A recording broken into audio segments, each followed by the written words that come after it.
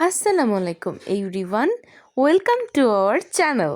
আজ আমি এবং আমার পরিবারের সবাই মিলে নারায়ণগঞ্জের ভুলতা উপজেলায় সুবর্ণগ্রাম অ্যামিউজমেন্ট পার্ক অ্যান্ড রিসোর্টে ঘুরতে গিয়েছিলাম। পরিবারের সবাই মিলে টিকিট কেটে ভিতরে প্রবেশ করে আমরা হাঁটছিলাম আমাদের গন্তব্যস্থলে। পার্কটি বিশাল বড় আয়তনের, বিশাল জায়গা জুড়ে অবস্থিত। আমি হেঁটে হেঁটে যাচ্ছিলাম আমার ছোট বোনের হাত ধরে, আর চারপাশে দেখছিলাম এত সুন্দর জায়গা, শান্ত শ্যামল সবুজ প্রকৃতি। ঢাকার মধ্যে এটি সত্যিই একটি প্রশংসনীয় স্থান। ছোট বড় সবার জন্য রয়েছে বিভিন্ন রাইডস। পার্কটির মধ্যে বিশাল আয়তনের রয়েছে একটি লেক, যেখানে দর্শনার্থীরা স্পিডবোটে করে পানির মধ্যে ঘুরে বেড়াতে পারবে।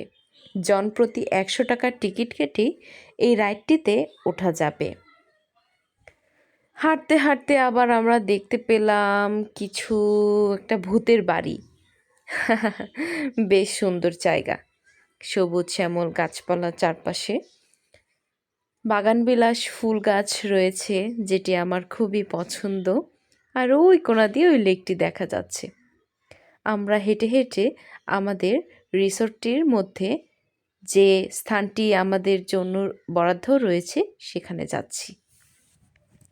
চলে আসলাম আমাদের জন্য যে স্থানটি বরাদ্দ করা হয়েছিল। প্রায় সবাই এসে গিয়েছিল এখানে। আমি একটু ঘুরে ঘুরে দেখছিলাম চারপাশটা। ভিতরে ঢুকছি, এই যে আমার ছোট বোনটা আগেই ঢুকে গিয়েছিল। যে দেখলাম বিশাল বড় খাওয়া দাওয়ার ব্যবস্থা করা হয়েছে জায়গাটিতে, এবং সামনেই রয়েছে স্টেজ। আমার আম্মু একটু হেঁটে যাচ্ছিল সামনের দিকে বসার জন্য। সামনে গান বাজনা হচ্ছিল, আবার বাইরে বিভিন্ন খাবার দাবারের আয়োজন করা হয়েছিল। জিলাপি, চা, কফি, মিষ্টি, সিঙ্গারা, ফুচকা, এছাড়া আরও বিভিন্ন রকমের খাবার দাবারের আয়োজন। বিকেলবেলা পিঠারও আয়োজন করা হয়েছিল। এই যে চলে আসলাম সিঙ্গারার দোকানে। এখানে যে যার ইচ্ছা মতো সিঙ্গারা খেতে পারবে। আর পাশে রয়েছে চায়ের দোকান, আর তার পাশে রয়েছে আইসক্রিম। আমরা সবাই মিলে আইসক্রিম খেলাম। শীতের মধ্যে আইসক্রিম খেতে বেশ ভালোই লাগে। তার পাশে রয়েছে ফুচকার দোকান, যে যার ইচ্ছা মতো খেতে পারবে। এই পিকনিকটি সাধারণত 2-3 বছর পর পর হয়, আর খুবই আনন্দ এবং মজা হয়। আমি দোকানগুলো ভিজিট করছিলাম, দেখছিলাম সব কিছু চালু হয়েছে কিনা। বাইরে এসে পুরাটা ঘুরছিলাম। শিশুদের জন্য রয়েছে এই পাশে দোলনা, আর বাগান বিলাসের গাছ দিয়ে পুরো স্থানটিতে ভরা। এই যে আমার পুচকু দুটি বোন মিষ্টি মিষ্টি করে হাসছে, আবার চশমা পড়ছে। একটু ভাব নিতে হবে তো। এই পাশেই বানাচ্ছে জিলাপি।